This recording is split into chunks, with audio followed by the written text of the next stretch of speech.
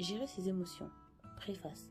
Dans notre société française, cartésienne et rationnelle, on a eu tendance à privilégier jusqu'à ce jour la rationalité à travers l'indicateur que représente la notion de QI, quotient intellectuel, pour prendre en compte l'identité des personnes. Le livre Intelligence émotionnelle de Daniel Goleman a mis au jour le QE, le quotient émotionnel. D'un coup, c'est ouvert pour le grand public, avec les parures du monde scientifique, l'importance de cette notion d'émotion dans la vie de tous les jours et celle du travail.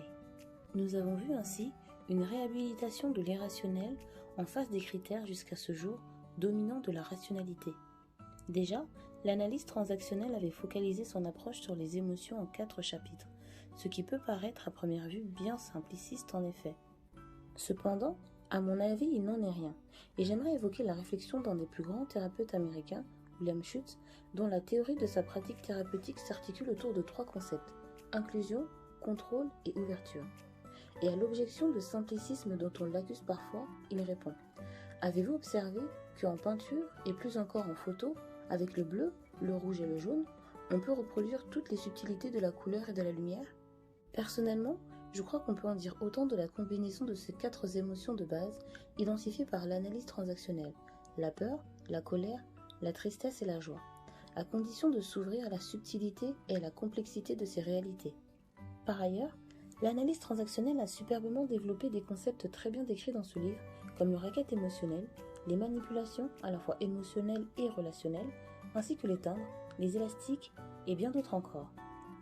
Je voudrais dire un mot d'Olivier Nunge et Simone Mortetta, puisque je le connais bien, depuis longtemps, tant sur leur parcours thérapeutique que professionnel. Je crois qu'ils sont particulièrement autorisés à parler sur ce sujet et ont fait eux-mêmes un travail fondamental sur leurs émotions en thérapie, en analyse transactionnelle, en gestalt, bio et piscine d'eau chaude notamment, et par ailleurs en didactique et formation professionnelle. Ils ont l'expérience de l'accompagnement des enfants et adolescents en difficulté pour avoir longtemps travaillé en institution. À cela s'ajoute l'expérience de thérapeutes, depuis plus de 12 ans chacun, et celle de formateurs en entreprise où ils ont accompagné de très nombreuses personnes et toutes sortes de groupes. Ils ont su, dans cet ouvrage de volume volontairement modeste, résumer à mon sens l'essentiel de ce que leur expérience permettait de mettre au service de la vie quotidienne pour des personnes encore fraîches sur ce sujet. Qu'ils en soient remerciés et bonne lecture à vous. À vous de couver par cette lecture les œufs que vous trouverez dans ce nid. À vous les surprises qui en naîtront, peut-être plus tard un petit chant d'oiseau que vous pourrez désormais mieux reconnaître en vous-même. Vincent Lénard. Avertissement. Le thème des émotions a fait couler beaucoup d'encre et suscite bien des débats depuis des siècles et des siècles. Tous s'en préoccupent. Les biologistes, les mathématiciens, les statisticiens, les philosophes, les théologiens et bien sûr les psychologues. Ces derniers même en parlent de manière très différente en fonction de leur cadre de référence. Psychanalyse, gestalt, analyse biogénétique, psychosynthèse, psychocybernétique, psychologie comportementale, psychologie humaniste, psychologie spiritualiste. Nous resterons fondamentalement dans le cadre de référence de l'analyse transactionnelle créée par Eric Berne dans les années 50, et nous y apporterons quelques compléments de l'analyse biogénérique et de la PNL.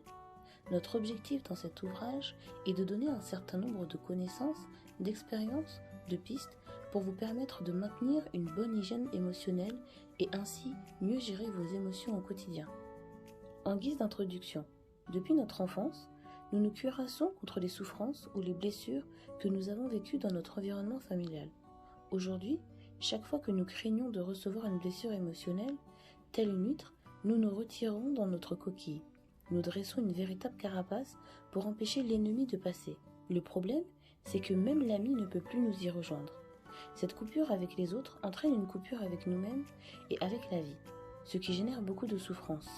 Vivre, c'est avoir des émotions, c'est sentir les flux d'énergie dans notre organisme pour qu'ils puissent fonctionner naturellement. Bloquer nos émotions, c'est bloquer ce flux au risque de nous entraîner dans la survie, voire même dans la mort. Les émotions sont comme les organes du corps physique, avec leurs fonctions spécifiques. Contrairement au fonctionnement de notre corps, nous n'avons pas reçu d'éducation à l'émotion.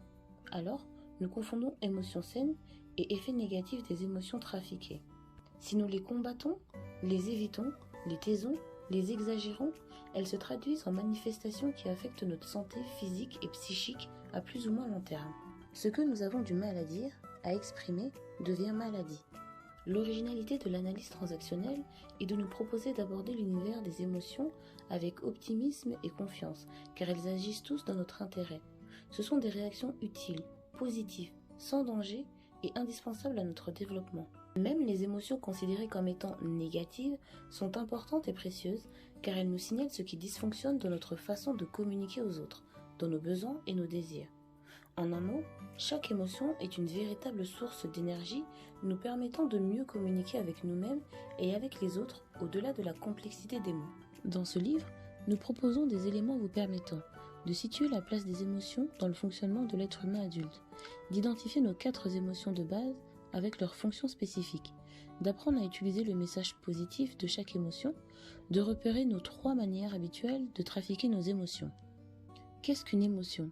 Une émotion est un cadeau de la nature. Dans nos cultures, les émotions ont mauvaise presse. Elles sont vécues comme dangereuses. Ne dit-on pas, la colère est mauvaise conseillère. La peur paralyse. Nous pouvons mourir de tristesse. Plaisir d'amour ne dure qu'un moment, chagrin d'amour dure toute la vie.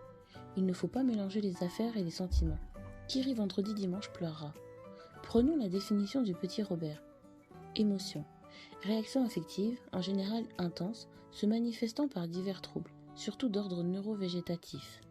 La connotation négative de la définition est claire, alors que pour l'analyse transactionnelle, les émotions sont une très bonne chose pour nous les êtres humains. C'est un cadeau que la nature nous a fait dès la naissance. Nous avons été livrés avec, en quelque sorte, mais sans la notice. Ce qui explique que nous sommes longtemps restés dans l'ignorance. Il a fallu retrouver le mode d'emploi des émotions. À quoi servent-elles ? Comment fonctionnent-elles ? Vous allez vous rendre compte à quel point nous avons été mal informés dans ce domaine, car les émotions sont au départ des réactions utiles, positives, sans danger et indispensables à notre développement d'être humain. Elles sont un outil précieux pour mettre à jour et résoudre les problèmes de chacun. Le concept d'émotion authentique. Une émotion exprimée authentiquement s'appelle la réaction, c'est-à-dire une réponse émotionnelle spontanée à un événement précis qui vient de se produire ici et maintenant. Par exemple, si je trébuche dans la rue, il est approprié de ressentir de la peur quelques secondes. Si je m'aperçois que mon fils aîné a utilisé ma brosse à dents pour cirer ses chaussures de sport, il est normal que je ressente de la colère. Si mes amis sont sur le point de me quitter après un bon week-end passé ensemble, je vais naturellement ressentir de la tristesse.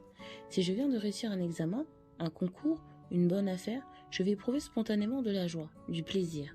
Devant de telles situations, voilà ce que je devrais normalement ressentir. Voilà les sentiments que j'éprouverais comme autant de réactions normales et appropriées à chaque situation par leur nature, leur intensité, leur durée. Malheureusement, l'ignorance, le manque d'éducation en la matière, les fausses idées, la pression sociale font que nous exprimons souvent nos sentiments, le senti qui ment, de manière trafiquée, abîmée, voire dangereuse pour nous-mêmes comme pour les autres. Ce n'est plus la réaction normale, saine, authentique, essence même de toute émotion, mais une attitude inadaptée, un mauvais usage de nos organes psychiques. Les émotions sont multiples et variées. Il existe des centaines de mots dans notre vocabulaire pour désigner la palette de nos émotions. En animant fréquemment des stages sur ce thème, nous sommes chaque fois surpris de nous apercevoir que chaque stagiaire ne connaît en moyenne au cours d'une semaine qu'une dizaine de ces émotions. Cela met en évidence l'absence d'éducation claire en ce domaine et non l'incapacité de chacun à éprouver tout le spectre des sentiments. Nous pouvons ressentir l'anxiété, la crainte, la confusion, la culpabilité, la panique, le malaise, l'angoisse, la colère, la contrariété, l'amertume, la fureur, la rancune, la frustration, la honte, le désespoir, le dégoût, l'affection, la peine, la déception, l'accablement, la solitude, l'abandon, l'amour, l'affection, l'appréciation, la gratitude, la curiosité, l'enthousiasme, la passion, la détermination, etc. Évidemment, cette liste est loin d'être exhaustive. 4 grands chapitres des émotions. Nous pouvons reclasser les différentes émotions en 4 grands chapitres. La peur.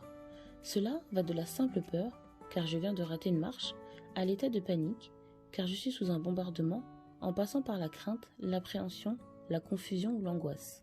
La colère, cela va de la contrariété, car je viens de prendre un feu rouge, à la sainte colère, car l'on vient de porter atteinte à ma famille ou à mes biens, en passant par l'énervement, l'hostilité, la rancune, la frustration ou la fureur.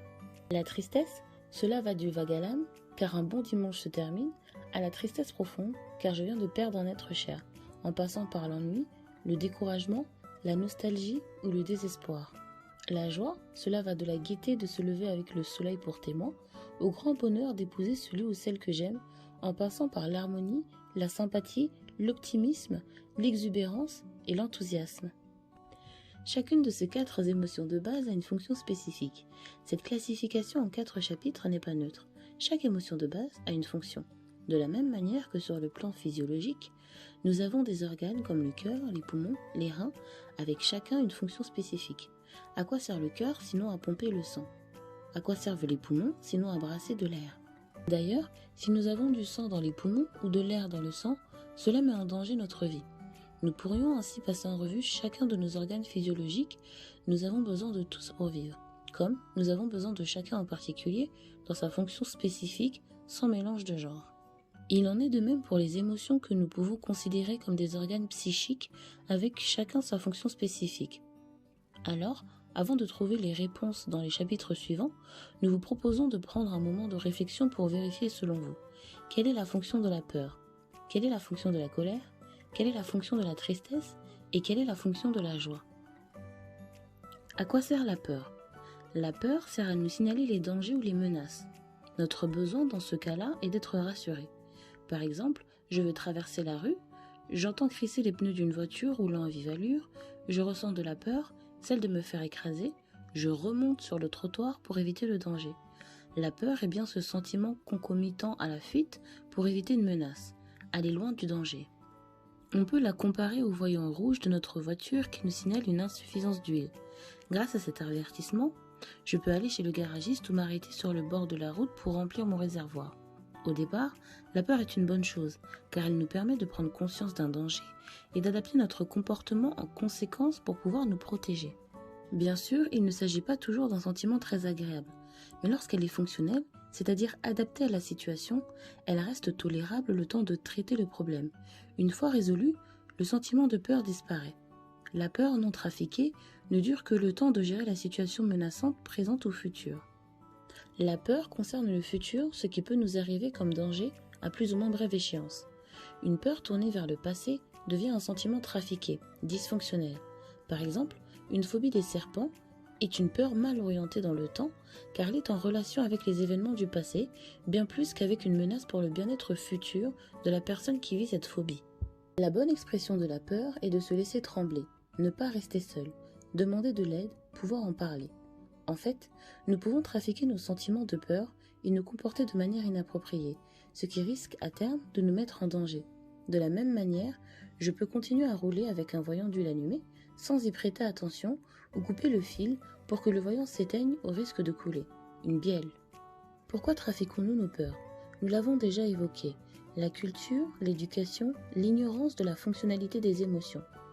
Nous commençons à les trafiquer dès notre plus jeune âge. Les peurs, chez l'enfant, deviennent plus évidentes lorsqu'il commence à entrer dans le langage. L'accession aux mots, aux signes, aux symboles favorise la prise de conscience des dangers. Une peur classique chez l'enfant, c'est la peur du noir. Dans un tel cas, les parents mal informés, souvent surpris, et demandent à leur enfant « De quoi as-tu peur ?»« Des tigres qui sont sous mon lit. »« Mais, mon chéri, il n'y a pas de tigres dans notre pays. » Ils proposent de regarder sous le lit, dans l'armoire, tout en donnant un cours de naturel sur les félins.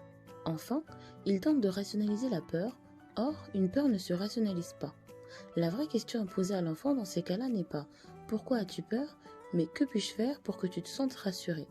L'enfant vous donnera lui-même la réponse. Lire une histoire, laisser une petite lumière, ou la grande lumière, ou laisser la porte entr'ouverte. Il s'agit de l'aider à trouver la chose à faire qui le rassure. J'ai fait cela avec mes 2 enfants. Je me souviens de ma surprise quand un soir où je mettais machinalement la petite lumière, mon fils m'a dit « Tu sais, maintenant ce n'est plus la peine de la mettre, il y a bien longtemps que je n'ai plus peur. » Nous n'insisterons jamais assez sur le fait qu'une peur ne se rationalise pas, ne se discute pas. La seule réponse appropriée en termes d'action est de faire ce qu'il faut pour se sentir rassuré, protégé. Prenons un exemple personnel. En tant que formateur, il m'arrive souvent de partir tôt le matin pour aller à mon lieu d'intervention. Habitant une maison légèrement à l'écart du village, ma femme me disait chaque fois « Ferme bien la porte en partant, car quand tu n'es pas là, à 5 heures du matin, j'ai peur. » Avec mon éducation plutôt cartésienne, je me disais Mais de quoi as-tu peur? Tu ne risques rien. Et souvent, j'oubliais de fermer. Maintenant, je sais qu'une peur se respecte. J'arrête d'argumenter. Je donne 2 tours de clé chaque fois que je pars aux aurores pour le plus grand bien-être de ma femme. Lors d'une conférence, alors que je venais de raconter cette histoire, une jeune femme est intervenue pour exprimer son ressenti. Ça me fait du bien ce que vous dites. J'ai 23 ans, je fais de longues études, j'habite donc encore chez mes parents dans une maison isolée. Et lorsqu'ils sortent et que je me retrouve seule dans cette grande bâtisse, je me sens terrorisée. Pourtant, je ne peux quand même pas les empêcher de sortir. Avant de vous entendre, je ne savais pas quoi faire. Je n'osais même pas en parler car je ne croyais pas normal d'avoir peur à 23 ans. Je lui ai répondu que comme il y a des vrais problèmes, il y a des faux problèmes. Il y a peut-être des vraies peurs et de fausses peurs. Mais les fausses peurs sont pires que les vraies. Alors, même s'il s'agit d'une fausse peur, il est possible d'apporter de vraies solutions. Plus nous faisons des choses appropriées pour nous protéger face à une peur, plus nous nous donnons des chances pour qu'elle disparaisse. Quand j'ai demandé à cette jeune fille ce qu'elle comptait faire à l'avenir, la réponse fut nette. Maintenant, je vais demander à mes parents de me prévenir un peu à l'avance chaque fois qu'ils décident de sortir, de manière à inviter une copine ou aller chez quelqu'un ce soir-là pour ne plus jamais être prostrée seule avec ma peur dans cette grande maison. Voilà une histoire simple illustrant comment gérer nos peurs. Je me souviens également de ce père qui vient un jour me consulter avec son fils de 14 ans. Il était très agité. Il m'a lancé d'entrée. Vous qui êtes psychologue, vous ne m'enlèverez pas l'idée que ce gamin est devenu complètement fou. Figurez-vous que je l'ai surpris hier, les 2 pieds sur la selle de mon scooter, se lâchant les mains en pleine route nationale, alors qu'en cette période d'été, il passe à peu près 8000 voitures par jour. Je lui ai donc proposé de me raconter leur histoire, leur relation, comment se sont passées les premières années de leur vie. Ce père m'affirma qu'il s'était bien occupé de son fils, qu'il lui avait appris les bonnes manières et donné des bonnes habitudes. Je l'ai élevé comme un garçon, m'assura-t-il. Je ne voulais pas d'un pleurnichard ou d'une poule mouillée. Au début, c'était dur. Je lui expliquais qu'un garçon, ça ne pleure pas, ça n'a pas peur. Par exemple, quand nous allions dans notre résidence secondaire, alors qu'il avait 6 ans, je le mettais à l'épreuve et lui disais « Va chercher le lait à la ferme, montre que tu n'as pas peur. » Et il y allait. Oui, il y allait, en serrant les dents, en sursautant au moindre froissement de feuilles, la peur au ventre et la main crispée sur l'anse du bidon. Pour faire face à cette situation répétitive et pour faire plaisir à papa, il trafiqua ce sentiment de peur jusqu'à ne plus le ressentir. À ce père, j'ai donc expliqué que c'était un sentiment de peur fonctionnel. Contrairement aux idées reçues, que l'on soit un petit garçon ou un adulte, nous devons ressentir nos peurs, sinon nous risquons de gripper le signal jusqu'à ne plus le recevoir et faire de la voltige sur un scooter parmi les voitures puisqu'on ne la ressent plus. Celui qui n'a peur de rien vit à tombeau ouvert. Inversement, celui qui sait gérer ses peurs peut accomplir de grandes choses. Ainsi, le trapéziste volant, qui, avant d'exercer son art, observe si le filet est mis, vérifie la solidité de la structure poteau par poteau. Ensuite, il peut accomplir des prodiges en jonglant avec la loi de la pesanteur, car, en cas de chute, il sait qu'il sera accueilli. La peur est une bonne chose pour nous. Sa fonction est de nous faire prendre conscience d'une menace, d'un danger, pour nous permettre de faire en sorte de nous protéger. Plus nous faisons des choses appropriées pour nos peurs, plus nous avons de chances qu'elles disparaissent. Inversement, plus nous cachons nos peurs, plus elles augmentent, et plus nous risquons de nous mettre en danger. À quoi sert la colère? La colère sert à mobiliser notre énergie pour faire changer les choses, les comportements des autres, nos propres comportements qui ne nous conviennent pas. Notre besoin dans ces cas-là est d'être respecté. Par exemple, quelqu'un me marche sur le pied, je ressens de la colère. Je monte le ton et hurle. Enlevez votre pied, vous me faites mal. L'autre obtempère. La colère est bien ce sentiment concomitant à l'attaque, le combat, l'affrontement de la menace. Aller contre. Par exemple, j'ai constaté que chaque dimanche vers midi, mes 2 garçons deviennent sourds. Effectivement, quand je leur dis « à table » d'un ton légèrement supérieur à la moyenne, ils ne m'entendent pas. Mais dès que je crie « à table » avec l'énergie de la colère, ils arrivent beaucoup plus vite. À l'origine, la colère est donc une bonne chose. Elle nous signale un problème et nous permet de changer ce qui ne nous convient pas. Cette émotion concerne une situation présente pour catalyser un changement. Il est donc important de l'exprimer dans l'instant. La manière de l'exprimer est de passer par la voix, le cri, la décharge d'énergie, tout en respectant 3 conditions. Ne pas se faire mal, ne pas faire du mal à l'autre et ne pas casser d'objets. Les 3 principales sources de la colère. La première est la frustration. Elle survient lorsque quelqu'un ne tient pas sa promesse, un rendez-vous manqué, lorsque nous sommes privés de ce qu'on nous doit, notre employeur ne nous verse pas notre salaire, lorsque nous sommes dépossédés. Nous rentrons chez nous et constatons que l'on nous a cambriolés. La seconde est l'intrusion dans notre territoire. C'est notre côté animal. Toute intrusion vient toucher notre cerveau archaïque avec son côté lézard et serpent. Si vous mettez malencontreusement la main dans un trou d'un reptile, il est fort probable que celui-ci mordra car il n'aime pas être dérangé. De la même manière, nous ressentirons de la colère si nous surprenons un intrus dans notre chambre à coucher. La troisième est l'entrave à notre liberté. La liberté de temps.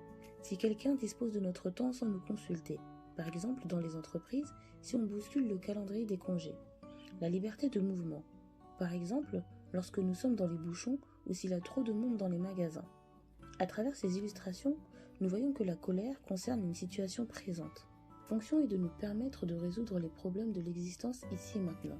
Elle nous signale une dépossession, un manque, une entrave à notre liberté, une intrusion sur notre territoire.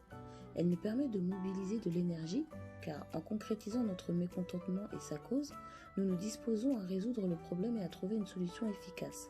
Elle nous permet de nous unifier, car quand nous sommes en colère, nous ne pensons qu'à une seule chose. Nous nous focalisons sur le problème à résoudre. Elle permet de tester, de renforcer le lien avec les autres, de faire évoluer la relation vers quelque chose de plus satisfaisant. Ainsi, dans un couple, après une première grosse scène de ménage, qu'il est bon de sentir que l'on s'aime encore. Pour une équipe, affronter les conflits permet de faire naître le sentiment d'appartenance et de créer la cohésion du groupe. Une colère fonctionnelle se reconnaît à un comportement résolvant le problème, par opposition à une violence inutile ou un simple défoulement qui ne font que perpétuer le problème. Là encore, nous pouvons trafiquer notre sentiment de colère et nous comporter de manière inappropriée. Cependant, une colère qui ne se dit pas ne s'efface pas. Elle ressortira de manière détournée et destructive, soit de façon interne, soit de façon externe. Pourquoi trafiquons-nous nos colères? Encore une fois, à cause de l'ignorance de la fonctionnalité des émotions, de l'éducation. Dès l'enfance, on nous inculque des croyances du genre « la colère est mauvaise conseillère »,« être en colère, c'est être méchant »,« anormal »,« fou ». Pourtant, nous ressentons de la colère, mais nous ne l'exprimons pas par peur des représailles, peur d'être rejeté, peur de déplaire. Il y a aussi la peur d'être destructif. Nous pouvons également avoir fait l'expérience de la compétition de l'escalade. Chaque fois que je me mettais en colère devant mon père, il se mettait en colère plus fort que moi, et naturellement, c'est lui qui gagnait. Alors, j'ai appris à me taire.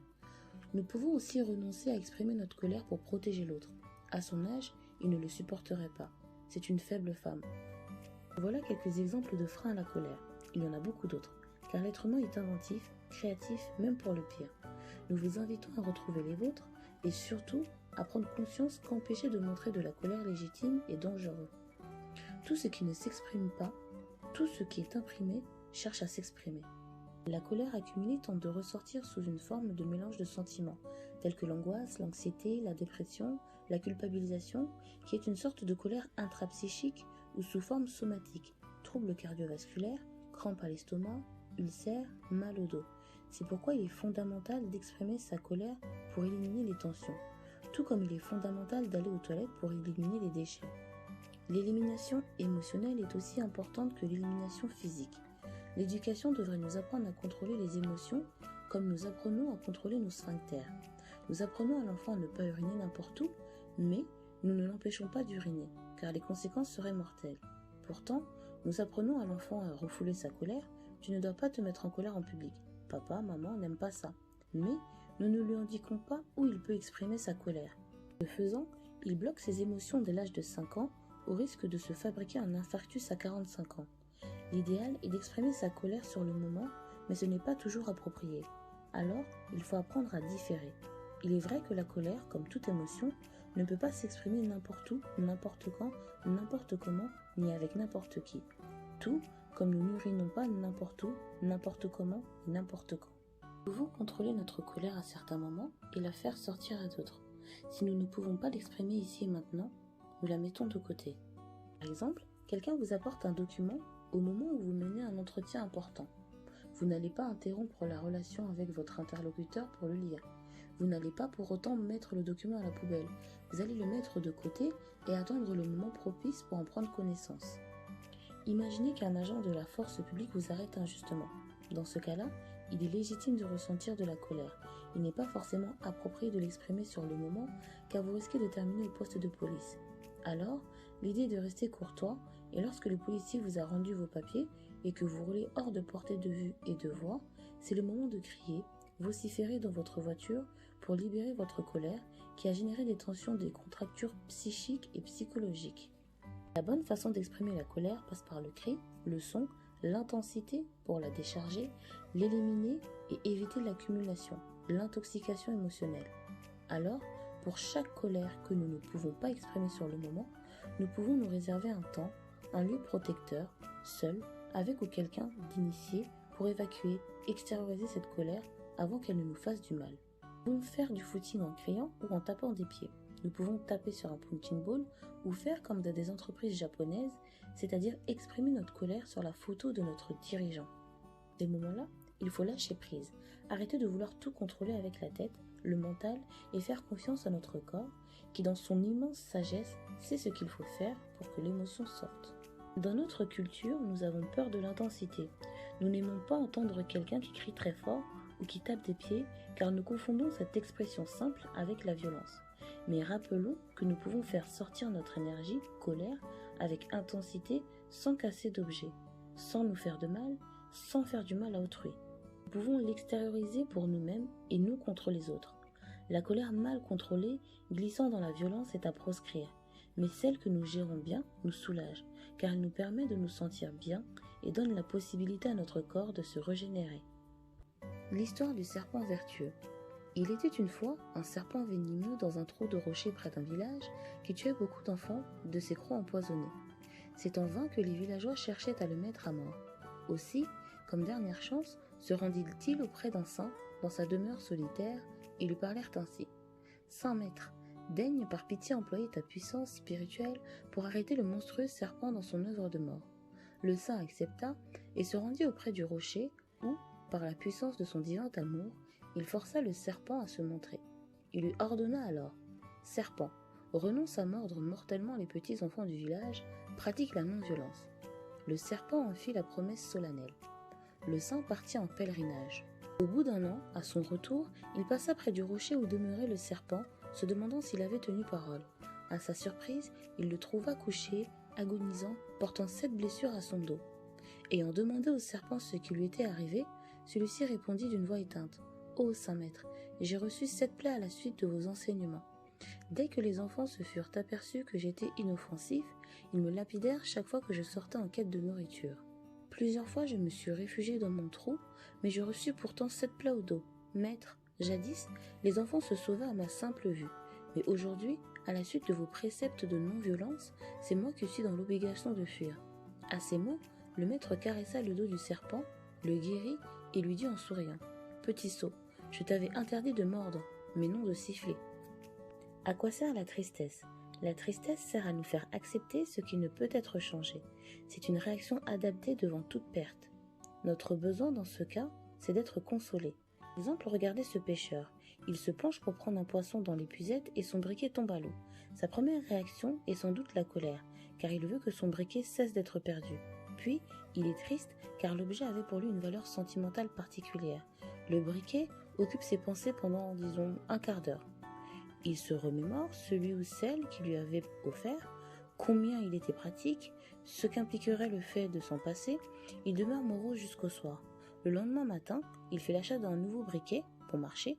La semaine suivante, il allume une bougie et se dit « Tiens, je n'ai plus pensé au briquet que j'ai perdu. » Par la suite, il le regrette encore de temps à autre, mais de moins en moins souvent. Sa tristesse va s'atténuer, elle a été fonctionnelle puisqu'elle lui a permis de s'adapter à la perte. Exemple cité par J. Thompson dans Transactional Analysis en 1983. La tristesse est bien ce sentiment concomitant à l'obnubilation par rapport à une perte d'un objet ou une personne.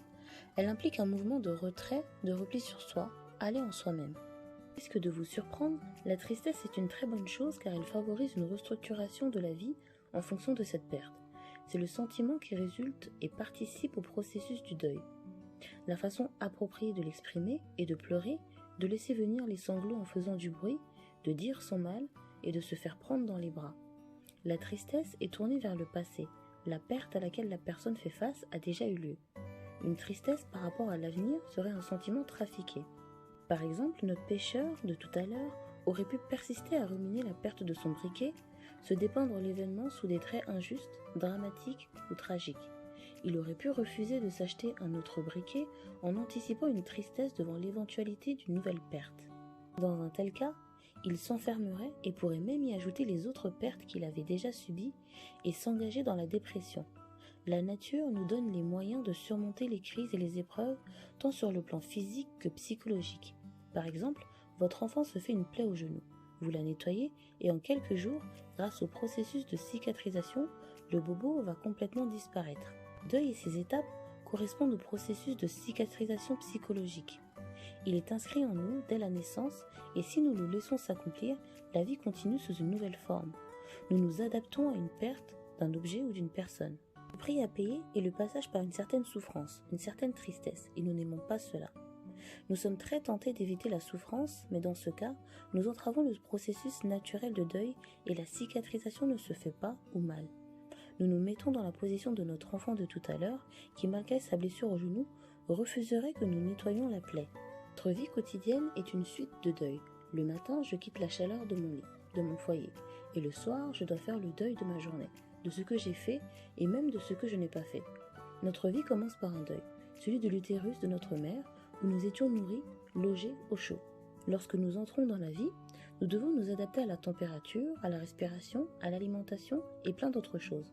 Nous pouvons faire l'hypothèse que nous étions attachés à notre vie in utero. Par la naissance, nous nous en séparons et nous devons donc en faire le deuil. Il n'y a pas de vie sans attachement, pas d'attachement sans séparation, pas de séparation sans deuil pour surmonter la souffrance consécutive à la perte d'objets.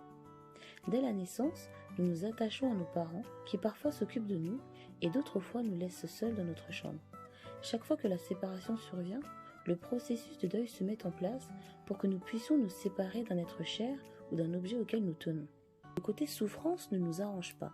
Nous sommes tentés de nier la réalité plutôt que de sentir la douleur de la séparation. Nous cherchons à mettre un substitut à la place, au risque de nous réfugier dans le travail, le tabac, la drogue, la soif de pouvoir, d'argent. Ces substitutions mènent à l'impasse. Mieux vaut affronter la séparation et la part de souffrance qui va avec la perte, tout comme il est préférable pour notre enfant d'accepter la douleur passagère désinfectant qui va permettre la cicatrisation de la blessure au genou. En tentant d'y échapper, nous risquons l'infection. En tentant d'échapper à la douleur de la perte, de la séparation, nous risquons d'entraver le processus de deuil, et par là de générer une infection émotionnelle et psychologique. Mais, et c'est notre leitmotiv dans ce livre, la nature fait bien les choses, car elle nous permet de faire nos deuils avec du temps et selon des phases repérables que nous allons décrire ci-dessous. Nous inspirons principalement des travaux du Dr I. Kubler-Ross. D'autres auteurs ont approfondi ces étapes. Elles ne sont pas absolues. Leur ordre chronologique peut varier d'un individu à l'autre. Certaines personnes resteront plus longtemps dans telle ou telle phase plutôt qu'une autre. Ces étapes sont donc à prendre comme des indicateurs qui permettent de comprendre où nous en sommes dans notre deuil pour mieux le gérer. La première étape du deuil est le déni.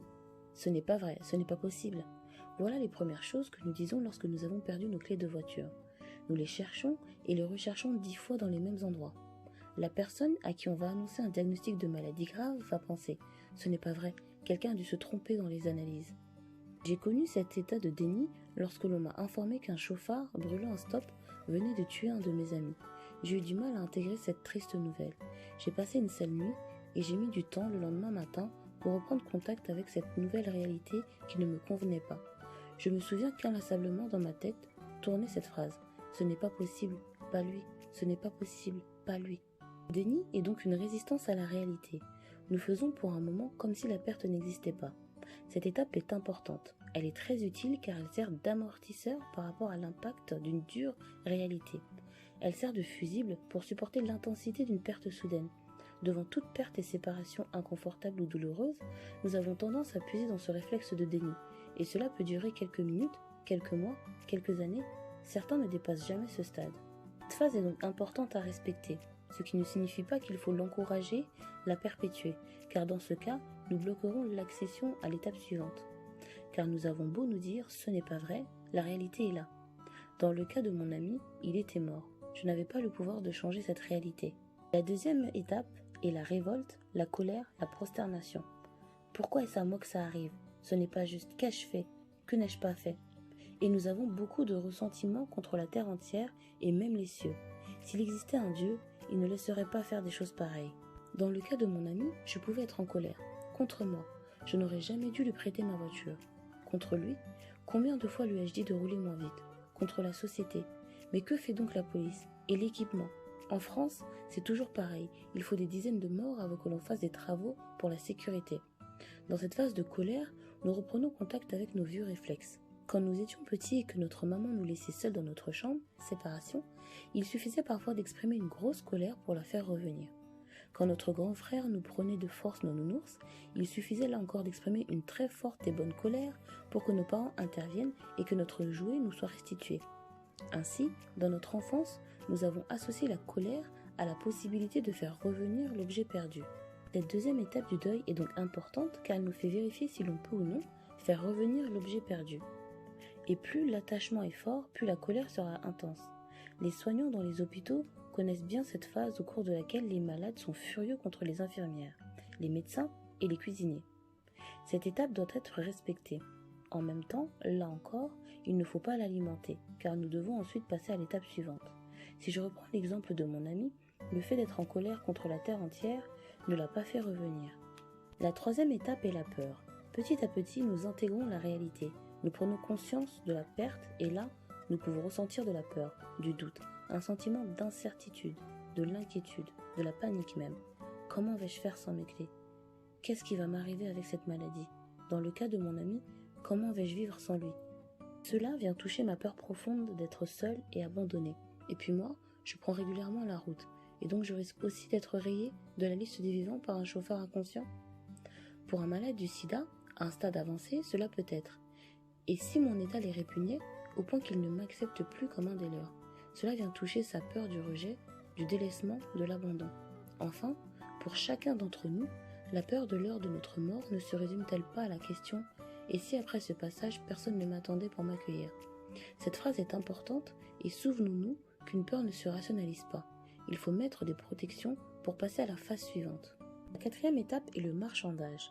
Il s'agit de transactions internes. Oui, j'ai un cancer du poumon, mais si j'arrête de fumer, si je prends bien mes médicaments, si je vois tel guérisseur, si je prie beaucoup. Oui, mon ami est mort, mais ce n'est pas de ma faute, je n'y suis pour rien. Je n'étais pas là, je lui donnais toujours de bons conseils. Oui, je prends souvent la route, mais si j'achète une grosse voiture avec une barrière de sécurité, l'ABS, l'airbag. Dans cette étape, nous reprenons contact avec des attitudes que nous avions dans l'enfance lorsque nous voulions différer un moment redouté, comme celui du coucher, de la nuit ou de la peur du noir. Alors, nous posions plein de questions tout aussi importantes les unes que les autres. Nous faisions le coup du 5 minutes encore. En bref, nous jouions de la montre pour différer le moment redouté de la séparation. Cette étape est donc aussi importante que les précédentes. Elle doit être respectée, mais non prolongée arbitrairement.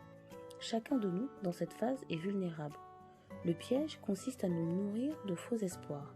En cas de maladie, nous sommes prêts à prendre n'importe quel traitement et le charlatan de tout poil savent bien profiter de ces moments de marchandage pour vendre n'importe quelle poudre de perlimpinpin.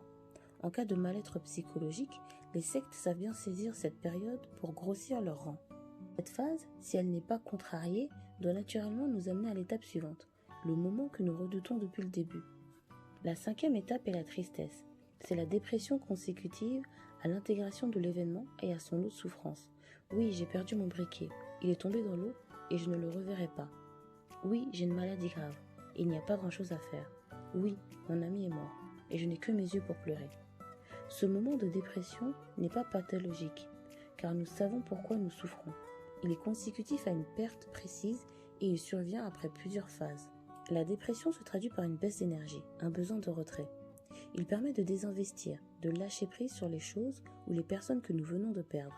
Cette cinquième étape est particulièrement importante car nous sommes au cœur de la douleur et dans la douleur du cœur. Nous avons besoin d'être soutenus, d'avoir quelqu'un à nos côtés qui prend une juste distance émotionnelle, qui est capable d'écouter notre douleur sans chercher à se l'approprier, d'observer un silence compatissant pour nous faire sentir que, malgré notre souffrance, nous appartenons à la communauté humaine. Dans les grandes souffrances, une personne non accompagnée risque de rentrer dans les pathologies du deuil. Perte du sens, de la vie, suicide, demande d'euthanasie, autant de façons de se détacher plutôt que de vivre la douleur de la séparation, autant de demandes ultimes d'amour et d'appartenance. Il faut faire également attention à l'acharnement médical et ou psychologique cherchant à nous faire éviter ce moment. Cette phase incontournable de tristesse, de dépression, de lâcher prise, bien accompagnée, ouvre la porte à l'acceptation. Étape numéro 6, l'acceptation. Quand nous en sommes là, nous arrivons à la phase de maturité. Nous ne nous débattons plus à contre-courant, nous ne nous résignons pas non plus, car ce serait un détachement. Nous pouvons donner un sens à notre souffrance, ce qui nous permet de nous centrer sur le sens de notre vie. Nous pouvons accepter la perte et restructurer notre temps en fonction d'elle. Souvenez-vous de l'exemple du pêcheur. Nous pouvons parler calmement de la perte, accéder à nos émotions sans être submergés. C'est ce qui se passe en ce moment pour moi quand j'évoque mon ami, car j'ai vécu toutes les étapes du deuil et maintenant qu'il est mort physiquement, il est présent en moi et dans ma vie au quotidien par de nombreux petits signes. En cas de perte d'un conjoint, l'entrée dans cette phase d'acceptation signifie la fin du veuvage psychologique. La personne veuve conçoit de faire de nouveaux projets sans l'être disparu. Nous savons que nous allons mourir lorsque nous en sommes à cette étape, c'est le meilleur du commencement de la fin. Nous prenons le temps de conclure, de mettre les choses en ordre, de nous réconcilier avec nous-mêmes et avec les autres.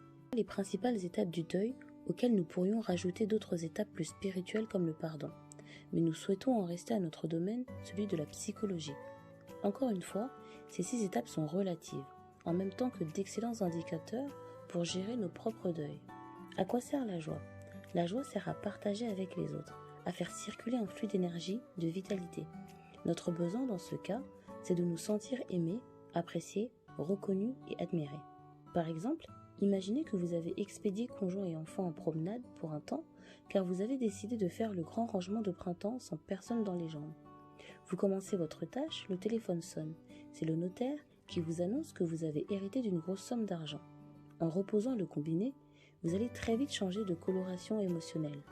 Alors que quelques minutes plus tôt, le fait d'être seul vous allait bien, maintenant vos proches vous manquent, car vous n'avez qu'une seule envie, les avoir près de vous pour leur dire, pour partager votre joie et envisager avec eux toutes les bonnes choses que vous pourriez faire ensemble grâce à cette somme d'argent. La joie nous signale que nous avons atteint un but, que nous avons réussi quelque chose. Elle est bien ce sentiment concomitant du partage d'un bien-être, d'un plaisir, elle est un moteur. Elle implique un mouvement d'ouverture, d'aller vers. C'est aussi un véritable aimant relationnel, car lorsque nous exprimons une joie authentique, cela attire la sympathie des autres, elle nous désinhibe. Grâce à elle, nous osons faire plein de choses avec le sentiment que tout devient possible. La joie est donc une très bonne chose pour nous, car dans le partage, nous nous sentons exister, nous augmentons notre vitalité. La façon usuelle de l'exprimer est de crier, de sauter, de rire, de gesticuler ou d'embrasser, etc. Je ne supporte pas la concurrence avec une autre émotion. Il y a quelques années, j'avais préparé un examen avec un ami. Nous avions à peu près le même niveau. Pendant plus de 3 mois, nous avons bachoté ensemble. Vint le jour de l'examen, puis la liste des résultats affichés sur la porte de l'établissement. Pour en prendre connaissance, il nous fallut traverser ensemble la pièce d'armes d'une longueur d'environ 400 mètres. Une fois devant la fameuse liste, je m'aperçus très vite que j'étais reçu. En revanche, le nom de mon ami n'y figurait pas. Quand je me suis tournée vers lui, j'ai compris à sa tête qu'il était recalé. Que s'était-il passé ? Je ne sais pas. Mais je me sentais pris entre 2 sentiments, la joie d'être reçu et la tristesse que mon ami ne le soit pas.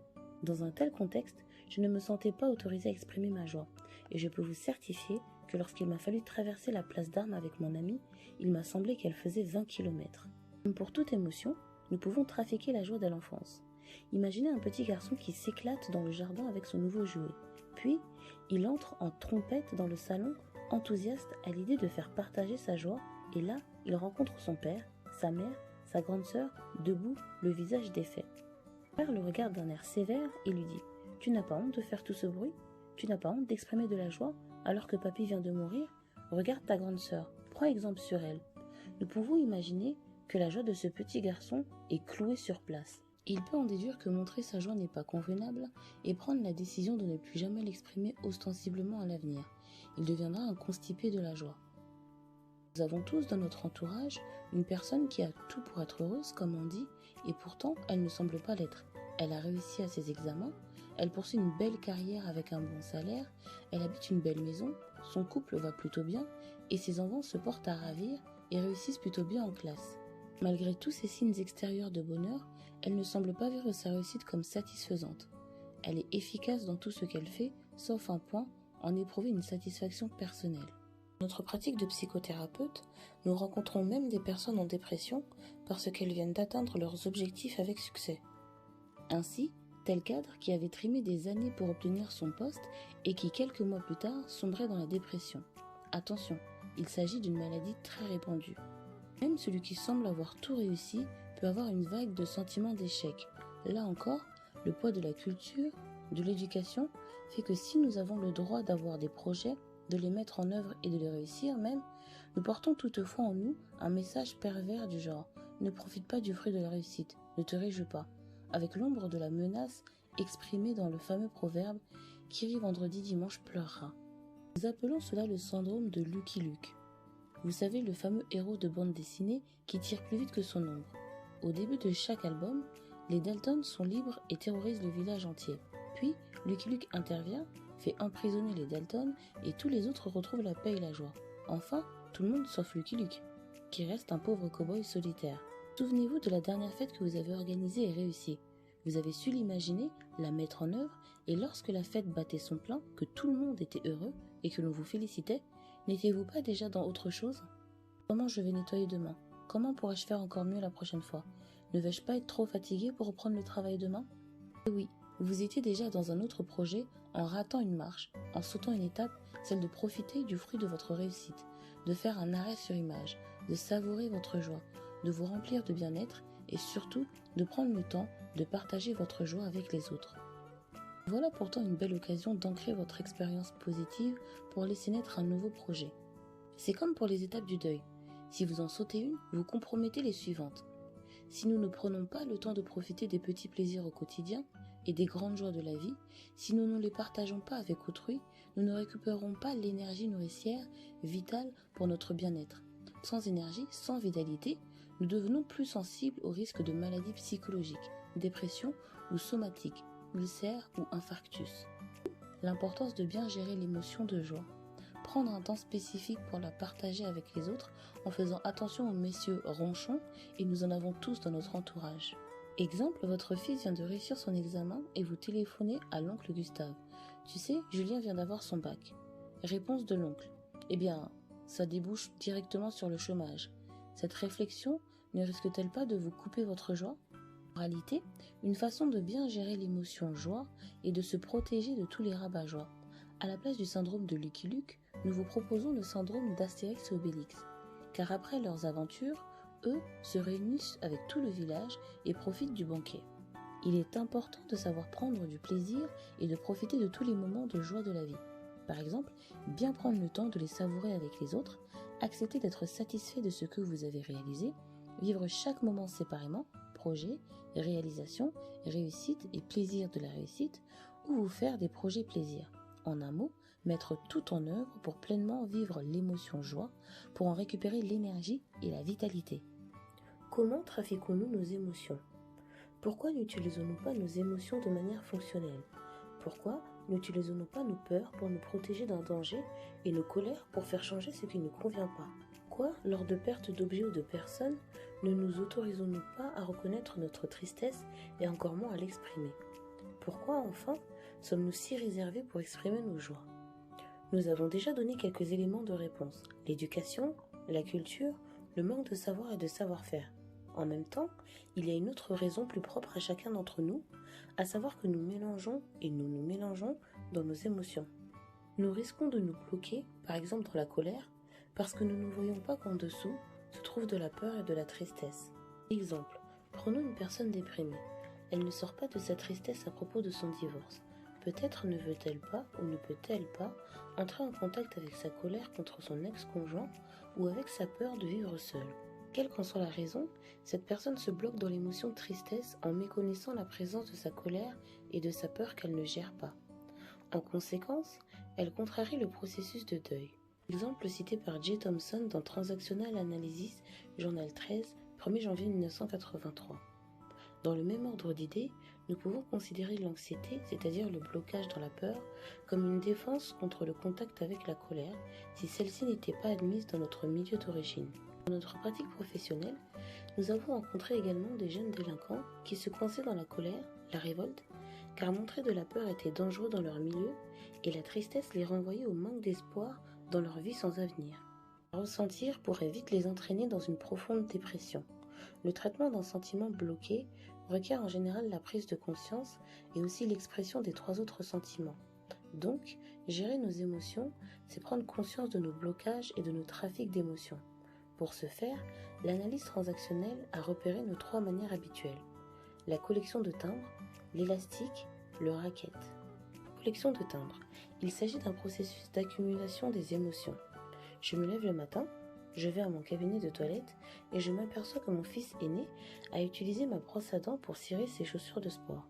Je ressens la colère qui monte en moi, alors même que l'auteur de cette infamie entre tout sourire en m'embrassant chaleureusement, en me laissant un grand « Bonjour papa ». Je ravale donc ma colère et les dents serrées, je lui réponds « Bonjour fiston ». Quelque temps plus tard, après un petit déjeuner express, je saute dans ma voiture pour aller travailler. Lorsque je tourne la clé du contact, je constate que je suis dans la limite de la panne d'essence. Et oui, ma femme a utilisé mon véhicule la veille et a oublié de faire le plein. Combien de fois lui ai-je dit le dernier qui prend la voiture pense à celui qui la reprendra. Je ressens donc de la colère lorsque mon épouse passe à côté de moi en me lançant d'un ton joyeux « Bonne journée mon chéri ». Je ravale une nouvelle fois ma colère, je serre une nouvelle fois les dents et lui réponds « Merci, toi aussi ». Arrivée sur mon lieu de travail, je croise la femme de ménage et je constate en un éclair qu'elle a encore touché à mon bureau. Combien de fois lui ai-je dit de ne pas toucher à mes affaires? Moi, je me retrouve dans mon désordre et si quelqu'un le range, cela me dérange. La femme de ménage me sort de mes fulminations intérieures par un « bonne journée », auquel je réponds par un automatique « merci, vous aussi », qui cache une nouvelle fois ma colère. Je m'assois à ma table de travail, mon collègue vient m'apporter un dossier et en le posant sur mon bureau fait tomber mon agenda sans faire exprès. Alors là, c'est la fameuse goutte d'eau. Je rentre dans une colère disproportionnée, je l'engueule copieusement, si bien qu'il ramasse mon agenda, le dépose délicatement sur mon bureau, sidéré par tant de hargne pour un fait si dérisoire. Que s'est-il passé? J'ai accumulé mes rancœurs, je n'ai pas su exprimer ma colère à mon fils, mon épouse, ma femme de ménage, et c'est mon collaborateur, le dernier qui passe, qui en fait les frais. Chaque fois que nous prononçons des phrases du style « celui-là, je l'ai dans le collimateur », j'en ai ras-le-bol, il doit savoir jusqu'où aller trop loin, etc. Attention, nous sommes en train d'accumuler, de collectionner. L'idée de collection renvoie à ce qui se passe quand vous faites vos courses dans un supermarché. Arrivé à la caisse, l'hôtesse vous donne un carnet. Chaque achat vous permet d'obtenir un timbre que vous allez coller dans le dit carnet. 10 timbres vous donnent le droit à un paquet de café. 50 timbres vous donnent le droit à une superbe cafetière électrique. Si vous êtes très patient, avec 100 timbres, vous pouvez gagner un voyage pour 2 personnes en Colombie pour aller voir la récolte du café. Dans l'exemple ci-dessus, je collectionne des timbres de colère et en échange de 4 frustrations, je m'autorise un éclat de voix. La chute de l'agenda étant la goutte d'eau et mon collaborateur l'objet de mon déversoir émotionnel. Ce processus de mauvaise gestion, tout le problème est d'accumuler assez d'émotions refoulées pour dépasser la limite à partir de laquelle il m'est permis d'exprimer telle ou telle émotion sans culpabilité. Il en va des résultats de l'accumulation émotionnelle comme pour les brûlures. La brûlure au premier degré fait un peu mal et se cicatrise assez vite sans vraiment laisser de traces. La brûlure du deuxième degré fait plus mal et met plus de temps à cicatriser. Elle laisse souvent une trace. Sur le plan émotionnel, cela peut donner une accumulation pendant des mois. Avec tel collaborateur, je le licencie. Avec mon conjoint, je divorce. Lorsque nous atteignons la brûlure du troisième degré, cela devient très grave. Sur le plan émotionnel, les effets de l'accumulation peuvent entraîner le meurtre, le suicide ou la folie, ou encore la somatisation grave type infarctus, cancer. Combien de fois voyons-nous au journal télévisé les faits divers suivants? Monsieur Dupont, 46 ans, a tiré sur sa femme et ses 2 enfants, puis a retourné l'arme contre lui. Le plus curieux, c'est qu'il se rate. Le journaliste interviewe son employeur, ses collègues, ses voisins, et les avis sont unanimes. On ne comprend pas. Monsieur Dupont était très gentil, toujours d'humeur égale, formant un couple sans histoire avec des enfants bien élevés. En fait, Monsieur Dupont a peut-être accumulé les frustrations sans rien dire pendant des mois, pendant des années, puis la goutte d'eau, et cela finit très mal. Dans notre éducation, nous avons tous tendance à entrer dans ce processus d'accumulation, mais chacun à notre façon. Il y a celui qui ne collectionne qu'un seul type de timbre, la colère, la peur ou la tristesse, et le goulu qui les collectionne tous. Il y a celui qui aime montrer sa collection et celui qui la cache. Il y a celui qui aide son prochain à remplir une collection. En tant qu'intervenant en entreprise, nous observons souvent le phénomène de collection communautaire. Par exemple, dans la salle de détente du personnel, 3 administratifs discutent entre eux. L'un s'exclame « Vous vous rendez compte ? Les commerciaux, incapables de remplir correctement l'imprimé A24 concernant les frais de déplacement. » Et après, ces messieurs vont se plaindre de ne pas être remboursés. Mettre plus loin, dans la même salle, au même moment, 3 commerciaux discutent entre eux. L'un s'exclame « Vous vous rendez compte les administratifs ? Vous avez vu leur dernière trouvaille pour les frais de déplacement ? Je défie quiconque de normalement constitué de pouvoir remplir leur fameux imprimé A24. » Chaque clan développe sa collection contre les autres et si le manager n'y prête pas attention, cela risque de finir très mal pour l'entreprise ainsi que pour les individus qui la composent. Au niveau émotionnel, épargner et collectionner n'assure pas la richesse. Une bonne gestion des émotions consiste à ne pas charger, ne pas accumuler, car un tel processus peut devenir très dangereux. Nous n'avons rien à gagner à attendre. Il vaut mieux faire un usage fonctionnel de nos émotions telles que nous les avons décrites dans les chapitres précédents. Et exprimer nos émotions au fur et à mesure et de manière appropriée est le plus sûr moyen de faire disparaître le malaise. Cette grille d'analyse sur la collection de timbres permet de repérer quelles émotions nous nous interdisons d'exprimer et dans quel cadre, de prendre conscience de notre collection en cours pour la liquider petit à petit dans un environnement sûr, voire de la détruire et d'y renoncer, et de finir le cycle charge-décharge relatif à chaque émotion pour liquider chaque timbre. Il nous permet également de donner à intervalles réguliers les différentes soupapes de sécurité dont nous avons besoin, de chercher d'autres façons plus profitables d'obtenir des stimulations dont nous avons besoin et d'élargir notre répertoire de comportements en liaison avec la gestion du stress. L'élastique. Il s'agit d'une réaction excessive qui peut concerner n'importe quelle émotion. Par exemple, je rentre dans une agence pour demander des informations car je me propose de faire un voyage lors de mes prochaines vacances. Dès que j'aperçois l'hôtesse d'accueil, je ressens envers elle une colère épouvantable, inexplicable et somme toute inadaptée à la situation présente car je ne connais pas cette personne et je viens pour m'accorder un plaisir. Sur la demande de mon patron, je dois faire une courte intervention auprès d'un de mes collègues sur un sujet qui entre en plein dans mes compétences et que je connais par cœur. Lorsque je me présente devant mon public, je ressens de la peur. Les mots ne viennent pas, mes gestes sont mal assurés, c'est la panique. Je réalise une piètre prestation. Pourtant, je connais le sujet. Le patron est plutôt bienveillant à mon égard et mes collègues m'aiment bien, tout en reconnaissant mes compétences. Là encore, mes émotions actuelles sont disproportionnées par rapport à l'événement vécu ici et maintenant. Nous pourrions multiplier les exemples et je suis sûre que mes propos vous rappellent des situations que vous avez déjà vécues. Alors qu'est-ce qu'il se passe ? En général, l'événement présent ressemble à une situation problématique que j'ai vécue dans le passé sans l'avoir résolue sur le plan psychologique. Cette situation, n'ayant pas trouvé d'issue satisfaisante, les vieux sentiments qui s'y attachent s'ajoutent aux sentiments liés à la situation nouvelle. Illustrons cela en reprenant notre premier exemple. La colère que je ressens par rapport à l'hôtesse d'agence de voyage peut venir du fait qu'elle ressemble à ma tante Alice avec laquelle je partais en vacances autrefois quand j'étais enfant. Chaque fois que je lui demandais quelque chose de l'ordre du plaisir, la réponse était toujours non. Pas maintenant, on verra plus tard. Elle ne tenait jamais ses promesses. Je ressentais alors beaucoup de colère que je ne pouvais pas exprimer. Or, nous l'avons vu, tout ce qui ne s'exprime pas s'imprime. Ce qui s'imprime cherche à un moment ou un autre à s'exprimer. Dans mes échanges avec l'hôtesse, mes vieux sentiments refoulés envers ma vieille tante reviennent. Le deuxième exemple est tiré d'une expérience d'accompagnement avec un de nos clients qui se plaignait de ses difficultés quant à prendre la parole en public. Pourtant, il s'agissait d'un homme intelligent, compétent et même brillant. Nous lui avons suggéré que la peur excessive qu'il rencontrait actuellement venait peut-être d'un événement ancien qui n'avait pas trouvé d'issue positive. Notre remarque l'intrigua et à la séance d'après, il me déclara « Cette semaine, j'ai fait un rêve. J'étais en classe de 6e avec mon professeur de français, un enseignant de qualité, pour qui j'avais le plus grand respect. À mon réveil, je me demandais bien pourquoi j'avais rêvé de cet homme. Puis, j'ai fait le lien avec votre réflexion de l'autre jour. Brutalement, je me suis souvenu d'un épisode douloureux pour moi à cette époque. En fait, j'étais un très bon élève en français et reconnu comme tel par mon professeur et mes camarades de classe.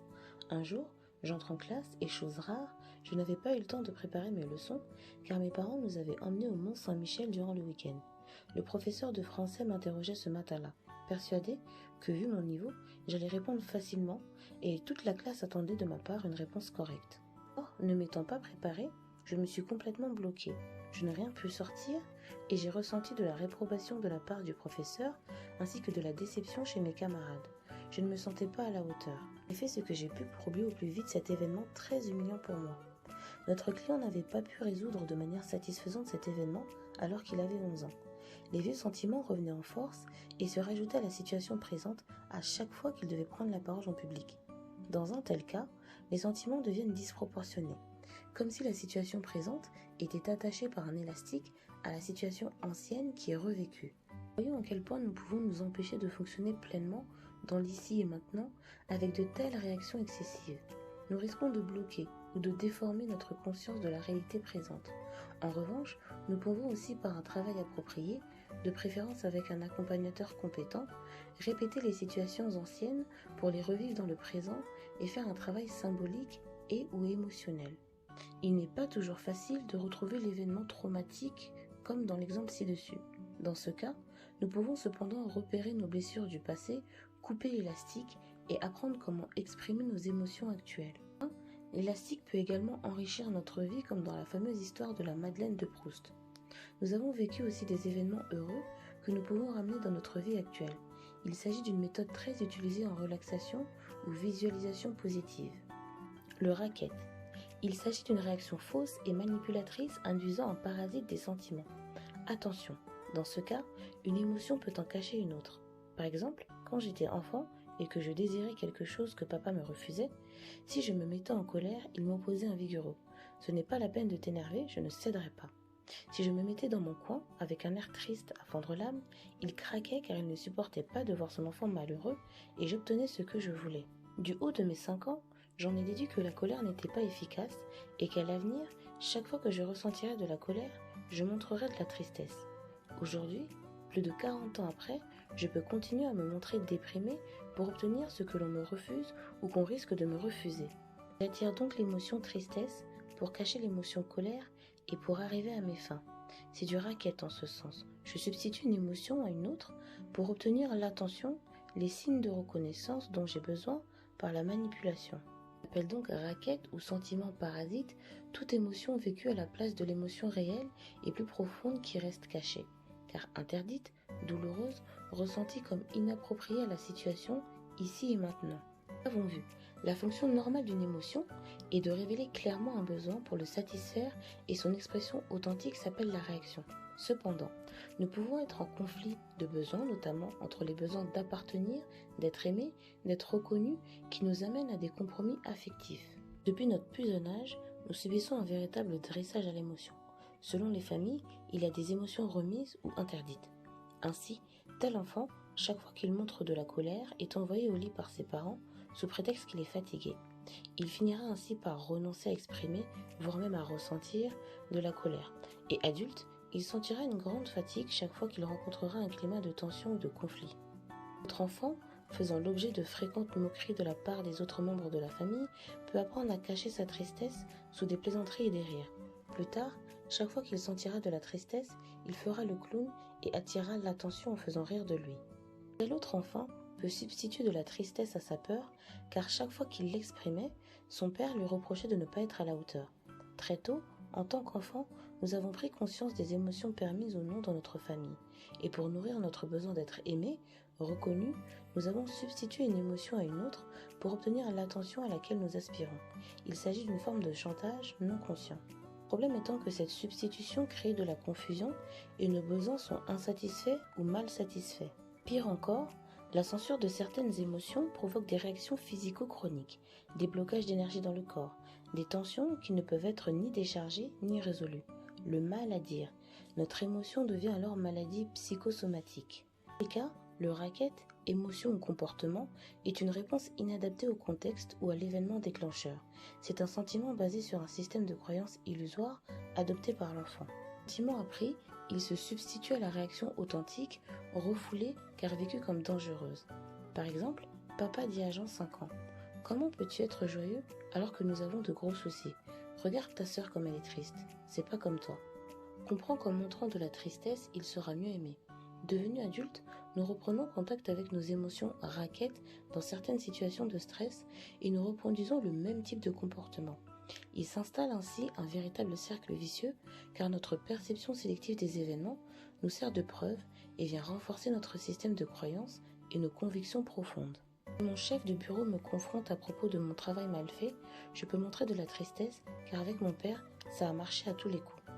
Je peux montrer de la panique car devant quelqu'un qui a peur, il est normal que le chef résolve le problème à ma place. Encore, nous pouvons provoquer avec nos proches, nos intimes, des situations apprises dans notre enfance, perpétuer toujours le même mode de relation avec notre entourage, persuadés qu'il n'y a que comme cela que nous pouvons obtenir des signes de reconnaissance dont nous avons besoin.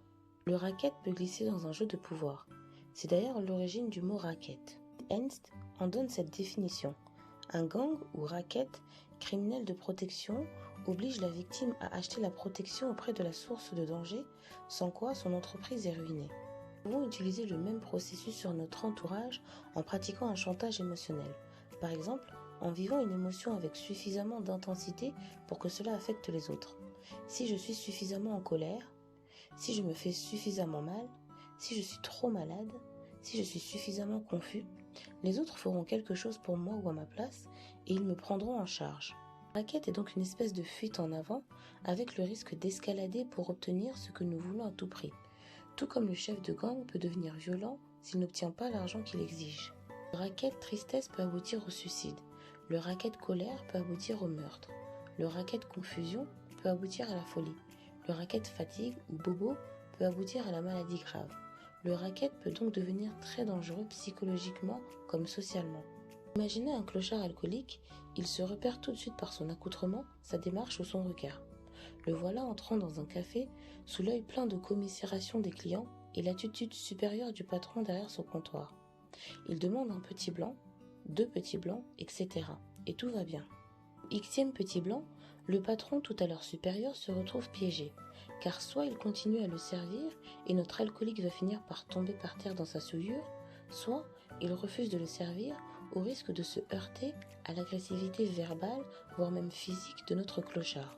Dans 2 cas, les clients tout à l'heure pleins de commisération vont s'enfuir au plus vite du bistrot. Le patron va devoir appeler la police qui amènera le poivreau au poste. Dans un tel cas, la question est, qui manipule qui ? Notre clochard aura réussi à ce que les autres, le système social, le prennent intégralement en charge. Cet exemple illustre bien le fait qu'il faut faire attention à la réponse que nous donnons à un racketteur, autrement nous courons le risque d'être pris au piège avec 2 possibilités, soit dépenser beaucoup d'énergie, soit s'enfuir en courant. Comme notre enfance n'a pas été exempte de problèmes, nous avons tendance à utiliser le racket avec l'illusion que grâce à cela, nous ne serons pas abandonnés et que nous obtiendrons ce dont nous avons besoin. Cependant, le racket nous fait entrer dans de la confusion et nos besoins psychologiques ne sont pas satisfaits complètement. Ce processus est dangereux pour 2 raisons principales. Les stimulations recueillies par ce biais n'ont pas la valeur des émotions simples et authentiques. Le racketteur est mal supporté par son entourage et il ne récolte que de la méfiance et du rejet, car les sentiments parasites du racketteur suscitent une émotion en écho chez la personne en face. Cela demande un travail important que de bien connaître ses émotions et découvrir qu'une émotion en cache une autre ou plusieurs autres est souvent un choc. Pour George Thompson, la raison fondamentale pour laquelle nous nous bloquons dans une émotion est que nous ne reconnaissons pas la présence simultanée d'une ou 2 autres.